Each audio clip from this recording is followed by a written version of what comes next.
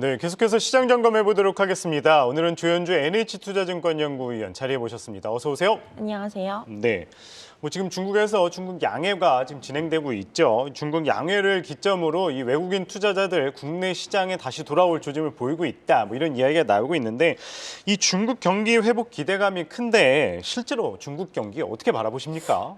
네, 일단은 중국 경기에 대해서 저희가 정확하게 알려면은 경제 지표를 좀 봐야 되는데 이 하드 데이터가 나오기 전에 보통 소프트 데이터라는 게 먼저 나오고 있습니다. 근데 이 소프트 데이터 같은 경우는 지금 굉장히 강하게 나오고 있기 때문에 이 의미는 결국에는 중국의 경기에 대한 기대감은 여전히 높다라고 해석을 할 수 있을 것 같고요. 외국인들 최근에 많이 유입되는 이유가 아무래도 중국에 대한 모멘텀도 있지만 결국에는 최근에 챗 GTP 열풍으로 인해서 반도체 중심으로 좀 기대감이 높아지고 있고 또 한 가지는 또 환율이 그동안 굉장히 많이 올라왔기 때문에 그런 부분에서 이제 환차익도 얻을 수 있다라는 점에서 외국인들이 다시 매수 유입으로 좀 전환되고 있다 이렇게 좀 판단하고 있습니다. 네, 결국에는 이제 중국 양회도 양회고 중국 경기 회복도이지만은 챗GPT나 반도체주 중심의 강세로 인해서 좀 외국인들이 시장으로 들어오고 있다. 이런 말씀 주셨습니다. 중국 양회 개막한 가운데 이제 중국이 올해 경제 성장 목표치 5% 안팎으로 잡으면서 좀 낮은 수치를 제시를 했어요. 결국에는 이 대대적인 경기 부양보다는 좀 안정적인 성장에 초점을 맞췄다는 이야기 나오는데 어떻게 바라보십니까? 네, 맞습니다. 원래 컨센서스가 이제 중국 경제 성장률 올해 5.5%로 바라보고 있었는데요. 그와 다르게 5.0%로 제시를 하면서 컨센서스를 하회하는 목표치를 제시를 했습니다.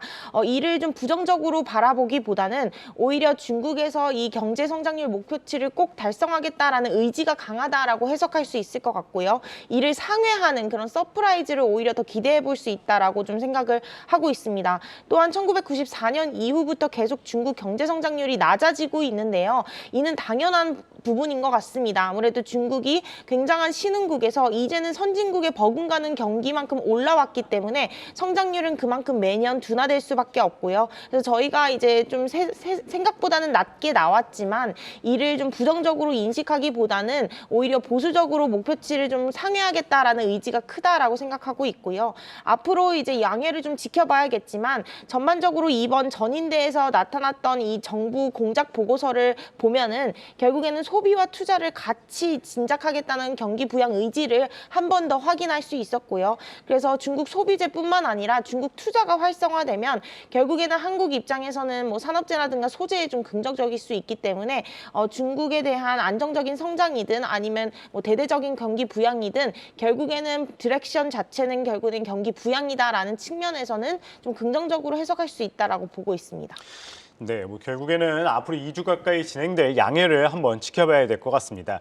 지금 말씀 주시긴 했는데 그렇다면 이번 양회 주목할 만한 포인트 어떤 게 있을까요? 네, 일단은 저희가 가장 중요하게 보고 있는 게 이제 총리 취임이라고 보시면 될 것 같습니다. 아마 3월 9일이나 10일쯤에 결정이 날 것 같고요. 이 새로운 총리가 취임하게 되면 13일 날 기자회견이 예정이 되어 있습니다. 이 기자회견에서 앞으로 이 총리가 어떻게 경제 정책 방향성을 해 나갈지를 구체적으로 얘기를 할 것 같고요. 지금 거론이 되고 있는 이제 차기 총리 같은 경우는 상해 당석이었다는 점에서 친기업적인 정책을 펼칠 것이다라는 기대감이 있습니다. 당연히 상해 같은 경우는 이제 기업 친화적인 정책들이 많기 때문에 저희도 이런 부분에서는 좀 긍정적으로 평가를 하고 있지만 구체적으로 이 당석이였긴 했지만 결국에는 친 시진핑 파라는 점에서 결국에는 시진핑 주석이 하자는 대로 좀 움직일 가능성이 높습니다. 그렇게 본다면 결국에는 시진핑 주석의 정책과 크게 달라지지는 않을 것 같고요. 그렇다면 지금 시진핑 주석이 양회 동안에 가장 핵심적으로 다루고 있는 부분은 규제 완화입니다. 그래서 플랫폼 기업이라든가 아니면 디지털 전환이라든가 이런 부분에 있어서 이제 중국이 조금 더 산업을 고도화시키겠다라는 데 중점을 두고 있어서 결국에는 이런 중국 내에 이런 친성장주들 같은 경우는 좀 긍정적인 정책들이 나올 수 있겠다라고 판단하고 있습니다. 네, 기업 친화 정책 기대감이라든지 규제 완화 관련해서 한번 기대해 볼 만한 것 같습니다. 그렇다면 이 중국 양회나 이 정책 나올 만한 정책 관련해서 수혜주 어떤 게 좀 있을까요? 사실 뭐 최근에 미국도 그렇고 중국도 그렇고 전반적으로 이제 정부가 하고 있는 정책들이 미국 내에서 그리고 중국 내에서의 수혜를 가둬두자라는 정책들이 많습니다. 소위 말해서 조금은 자국 우선주의 정책들이 좀 시연되고 있는 건 맞고요. 다만 이제 중국 같은 경우는 두 가지 정책을 같이 한다고 말씀을 드렸습니다. 소비와 그리고 투자. 그렇기 때문에 전반적으로 중국이 디지털 혁신이라든가 아니면 플랫폼 규제 완화는 중국 내에 알리바바나 텐센트, 바이두 같은 이런 성장주들의 긍정적이겠지만 한국으로 이제 내려와 본다면은 결국에는 중국 소비 진작이나 중국 투자 정책이 오히려 한국 입장에서는 좀 더 긍정적인 정책이 될 수 있다라고 생각을 하고 있습니다. 그래서 오히려 저희는 중국 소비에 대한 뭐 쿠폰을 제시한다거나 아니면 투자 유치를 위해서 기업들의 채권 발행을 좀 더 늘린다거나 이런 부분들은 실질적으로 한국의 소재라든가 산업재에 긍정적일 것 같고요. 또 한국의 의류라든가 화장품 업종에는 좀 모멘텀이 될 수 있다. 그래서 최근에 이런 종목들이 좀 밸류에이션이 많이 저렴한 구간에 진입해 있기 때문에 의류라든가 뭐 화장품, 산업재 소재 같은 경우는 좀 반등을 봐도 되지 않을까라고 보고 있습니다. 보통 이 중국 양회 앞두고 경기 부양 수혜주로 철강주를 많이 꼽았었잖아요. 근데 오늘 철강주 같은 경우에는 조정이 나오고 있는데 철강주 같은 경우에는 좀 어떻게 바라보면 좋겠습니까? 네, 저희도 이제 아무래도 중국 양회를 기점으로 가장 수혜를 볼 수 있는 섹터가 이제 철강이라고 생각을 했고요. 앞으로도 이제 중국이 2주간의 이제 양회가 있겠지만 철강 섹터 여전히 좀 긍정적으로 바라보고 있습니다. 뭐 오늘 같은 경우 그리고 뭐 이번 주까지는 아무래도 그동안 기대감이 높았기 때문에 5.0이라는 경제 성장률이 예상보다는 좀 낮게 설정된 부분에 의한 차익 실현이 좀 나타나고 있는 것 같고요. 전반적으로 지금 미국도 그렇고 유럽도 그렇고 이 중국 경기 회복에 대한 기대감이 높기 때문에 이 철강 섹터의 랠리가 일시적이다라기보다는 좀 더 오래 지속될 것이다라고 생각을 하고 있어서 오히려 조정 시에는 매수하는 기회가 맞다라고 생각을 하고 있고요. 철강 같은 경우는 더 이상 나빠지기보다는 오히려 업사이드 모멘텀이 좀 더 높고 업사이드 리스크를 가늠해 봤을 때는 오히려 지금이 기회다라고 판단하고 있습니다. 네, 그렇다면 이 국내 시장도 한번 여쭤보도록 하겠습니다. 계속 이 박스권 흐름이 이어지고 있습니다. 시장 대응 전략 어떻게 가져가면 좋을까요? 네, 일단 최근에 코스피가 좀 변동성이 좀 갇혀있는 국면에 있다라고 보고 있습니다. 박스권에 좀 갇혀있는 국면에 보고 있고요. 그럼 박스권에 갇힌 이유가 이제 변동성이 좀 높아졌기 때문이다라고 생각하시면 될 것 같습니다. 이 변동성이 높아졌던 계기는 아무래도 이제 미국의 FOMC 회의를 앞두고 매파적인 스탠스에 대한 우려가 가장 컸던 것 같고요.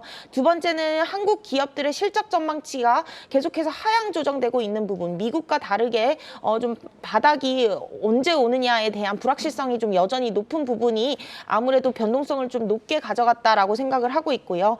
다만 그런 악재에도 불구하고 하락폭이 그렇게 크지 않았다라는 점은 결국에는 하단이 지지된다라고 또 해석을 할 수가 있거든요. 그렇다면 하락이 더 남아있다기보다는 상승에 대한 룸이 좀 더 높다라고 생각을 하고 있고요. 오히려 이러한 악재들보다 호재에 대한 기대감이 좀 더 있다라고 생각을 하고 있습니다. 그렇다면 저희가 생각하는 호재 같은 경우는 당연히 중국에 대한 경기 회복도 있겠고요. 또 한 가지는 미국의 물가 상승률이 결국에는 불가피하게 둔화될 수밖에 없다. 연준의 금리 인상 시점이 언제이냐에 따라 차이겠지만 결국에 멈출 수밖에 없다라는 점을 봤을 때는 저희는 결국에는 이 호재가 악재보다는 좀 더 강할 것이다라고 생각을 하고 있습니다. 그렇기 때문에 저희는 코스피의 저점이 점진적으로 좀 높아질 거라고 생각을 하고 있고요. 그런 의미에서는 오히려 조정 시 매수 전략 추천드리고 있습니다. 네, 섹터별로는 앞서 말씀드린 대로 지금 3, 4월까지는 뭐 화장품이라든가 의류, 철강 섹터 좀 긍정적으로 보고 있습니다. 네, 조정 시 매수 전략 말씀해 주셨고요. 철강이나 화장품, 의류주 관심 둬야 된다 이야기 해주셨습니다. 오늘은 주연주 NH투자증권 연구위원 이야기 들어봤습니다. 잘 들었습니다. 감사합니다.